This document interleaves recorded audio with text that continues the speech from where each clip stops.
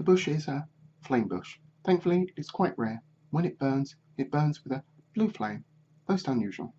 If, however, you eat the berries or get scratched by the thorns, the death is rather painful and prolonged. Be lost too that way, you not want to lose more, so always careful around flame bush. Scout looked rather sad when he mentioned the deaths of the others. Scout then proceeded to scratch a large circle in the soil moss at a distance of a few meters around the edge of the bush, then added the circle with some other markings around its edge. Burner will come here, maybe tomorrow, and clear the flame bush. He will take care not to get hurt and make sure all the animals are safe. Then it will be good and everyone can be friendly again. It's always better when we are friendly. Yes, I like it too when everyone is friendly, Gaia responded, the only words he thought were fitting to use at that point. Good, let us continue home, then we can get together with every friendly person. We can all meet Gaia chosen. They continued on, the scout telling them the nature and properties of other bushes they passed on the trail. There appeared to be no other dangerous bushes on their path, or as Scout liked to call them, unfriendly. Though they passed more bush lizards, both large and small, Scout didn't stop for Gaia to make friends with them. When he inquired about this, Scout told him that since the sun was now high in the sky, it would be rather rude to disturb the animals when they were busy trying to find food to eat. The principle that these people did seem to take into account all the animal welfare needs into account when dealing with them, did seem to them to give a logical rise to the animals' reaction to the people.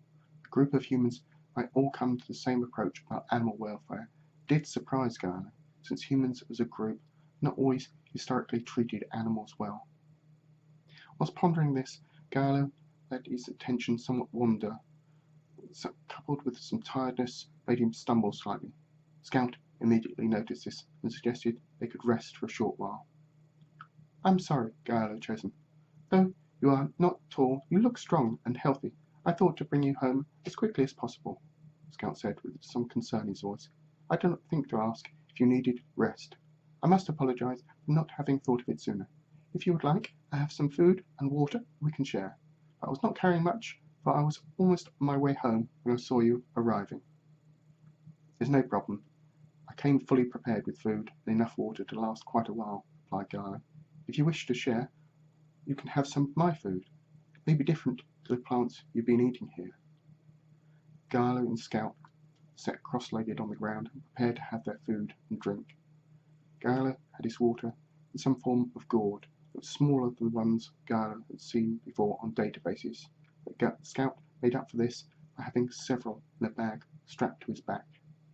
Gaia took his canteen out of his backpack, along with a large bar of chopped nuts and seeds covered in syrup. She broke in half and handed half to Scout.